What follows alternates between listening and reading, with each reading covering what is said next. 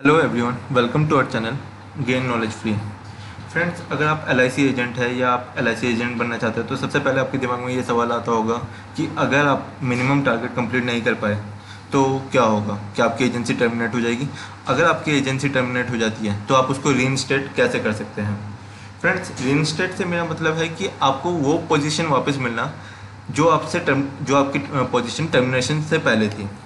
तो आज की वीडियो में फ्रेंड हम यही देखेंगे कि कौन कौन से एजेंट है जो अपनी एजेंसी को रीइंस्टेट कर सकते हैं, कौन से एजेंट ऐसे हैं जो अपनी एजेंसी को रीइंस्टेट नहीं कर सकते हैं, और अगर रीइंस्टेट कर सकते हैं तो वो कितनी बार रीइंस्टेट कर सकते हैं।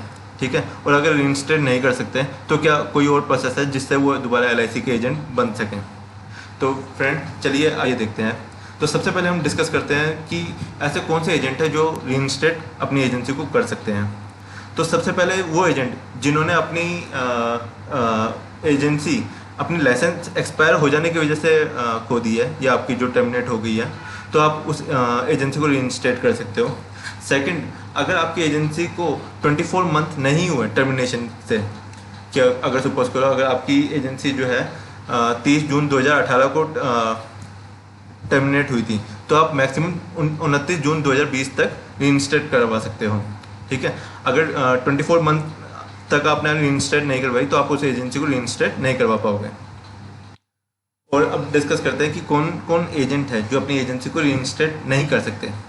अगर किसी एजेंट ने अपनी मर्जी से रिज़ाइन दे दिया कि मैं आगे एजेंट के तौर पर काम नहीं करना चाहता या अपनी एजेंसी को टर्मिनेट करना चाहता हूँ, वो खुद रिज़ाइन दे देते हैं तो वो अपनी एजेंसी को रीइंस्टेट नहीं कर सकते। वो एजेंट जिनको टर्मिनेट किए हुए 24 महीने हो चुके हैं यानी 2 साल हो चुके हैं, ठीक है, वो एजेंट भी अपनी एजेंसी को रीइंस्टेट नहीं कर सकते। एजेंसी को रीइंस्टेट करने के लिए आपको 2 साल से पहले ही अप्लाई करना होगा। इसके अलावा कुछ अलग अदर रीज़न भी है, जैसे आपकी एलआईसी को लगता है कि आपकी जो पॉलिसी है उन पर अर्ली क्लेम्स आते हैं या आपके ऊपर डिसिप्लिनरी एक्शन है या कोई इंक्वायरी बैठी है आपके ऊपर जिस किसी की कंप्लेंट की वजह से, तो एलआईसी आपकी एजेंसी को रीइंस्टेट नहीं करती है। तो फ्रेंड्स चलिए आगे देखते हैं कि कोई एजेंट अपनी एजेंसी को कितनी बार रीइंस्टेट करवा सकता है। फ्रेंड्स, इसके लिए हमें यह जानना होगा कि वो एजेंट रिन्यूएबल कमीशन के लिए एलिजिबल है या नहीं है।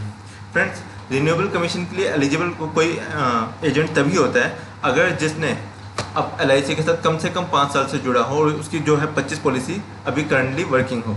ठीक है, इसके लिए मैंने एक डिटेल वीडियो भी बनाई थी जो आपको मैं डिस्क्रिप्शन में उसका लिंक शेयर कर दूंगा, जिसमें मैंने आपको बताया था कि एलआईसी का मिनिमम टारगेट क्या होता है, अगर टारगेट कंप्लीट नहीं होता तो आपको क्या करना होगा, और आपकी टर्मिनेशन के बाद आपको कमीशन मिलेगी या नहीं मिलेगी, जो थर्ड पॉइंट अभी हम डिस्कस कर रहे थे, और कौन कौन से केसेस है जिसमें हमें एलआईसी एग्जम्पशन देती है कि हमें मिनिमम टारगेट कंप्लीट करने की ज़रूरत नहीं है। तो फ्रेंड्स सबसे पहले डिस्कस करते हैं कि कौन जो एजेंट रिन्यूएबल कमीशन के लिए एलिजिबल नहीं है वो कितनी बार अपनी एजेंसी को रीइंस्टेट करवा सकते हैं। ऐसे एजेंट जो रिन्यूएबल कमीशन के लिए एलिजिबल नहीं है वो 4 बार मैक्सिमम जो है रीइंस्टेट करवा सकते हैं, जब तक कि वो अपने रिन्यूएबल कमीशन के लिए एलिजिबल ना हो जाए। और चलिए आइए देखते हैं। अगर कोई एजेंट टर्मिनेशन के विद इन फर्स्ट टाइम करवा रहा है और with in 12 month of termination वो रीइंस्टेट करवाना चाह रहा है तो अपने ब्रांच इंचार्ज से जाके कांटेक्ट कर सकता है जो उसकी एजेंसी को रीइंस्टेट कर देगा। ठीक है, अगर वो सेकंड टाइम अप्लाई कर रहा है और विद इन 24 मंथ अप्लाई कर रहा है, फ्रेंड आप देख सकते हो कि 24 मंथ के आगे आपके पास कभी भी नहीं जाएगा, क्योंकि 24 मंथ के बाद आप रीइंस्टेट नहीं करवा सकते, तो आपको विद इन 24 मंथ ही आपको रीइंस्टेट करवाने के लिए अप्लाई करना पड़ेगा। आप सेकंड टाइम कर रहे हो विद इन 24 मंथ कर रहे हो तो आपको मार्केटिंग मैनेजर के पास जाना पड़ेगा। ठीक है, उसको अप्रोच करना होगा और वो आपकी एजेंसी को रीइंस्टेट करने में हेल्प करेगा। और अगर आप थर्ड और फोर्थ टाइम करवा रहे हो तो आपको विद इन 24 मंथ सीनियर और डिविजनल मैनेजर के पास जाना होगा जो आपकी एजेंसी को रीइंस्टेट करने में हेल्प करेगा। इसके बाद फ्रेंड हम डिस्कस करते हैं कि जो एजेंट अपने एलिजिबल है रिन्यूएबल कमीशन के, वो कितनी बार कर सकते हैं। तो सर ऐसे एजेंट जो रिन्यूएबल कमीशन के लिए एलिजिबल है वो एनी नंबर ऑफ टाइम अपनी एजेंसी को रीइंस्टेट करवा सकते हैं, पर उनको जो है रीइंस्टेट विद इन 24 मंथ ही करवाना होगा टर्मिनेशन से। अगर आफ्टर 24 मंथ वो अप्लाई करते हैं तो वो रीइंस्टेट नहीं करवा पाएंगे। तो अगर कोई agent with in first time कर रहा है और विद इन 12 मंथ कर रहा है तो वो ब्रांच इंचार्ज के पास जा सकता है, या सेकंड टाइम या उसके बाद कर रहा है, ठीक है, और विद इन 24 मंथ तो मार्केटिंग मैनेजर के पास अप्रोच कर सकता है। इसके लिए उसको एप्लीकेशन लिख के देनी होगी अपने ब्रांच डिवीज़न को, और वो ब्रांच डिवीज़न जो है वो बताएगी कि आपको कितना मिनिमम टारगेट फुलफिल करना है ताकि आपकी एजेंसी को रीइंस्टेट कर दिया जाए। वो ब्रांच डिविजनल हेड के ऊपर डिपेंड करता है कि वो आपको कितना टारगेट देंगे, ठीक है। उसके बाद वो आपकी एजेंसी को रीइंस्टेट कर देंगे।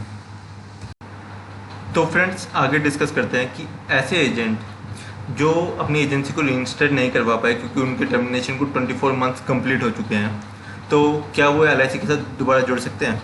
तो हाँ, वो LIC के साथ दोबारा जुड़ सकते हैं, पर उनको रीअपॉइंटमेंट प्रोसेस के थ्रू गुजरना पड़ेगा। क्योंकि टर्मिनेशन के बाद क्या होता है कि आपकी एजेंसी जो है तो आफ्टर 24 मंथ आपका लाइसेंस जो है वो एक्सपायर कर देती है, डीएक्टिवेट कर देती है।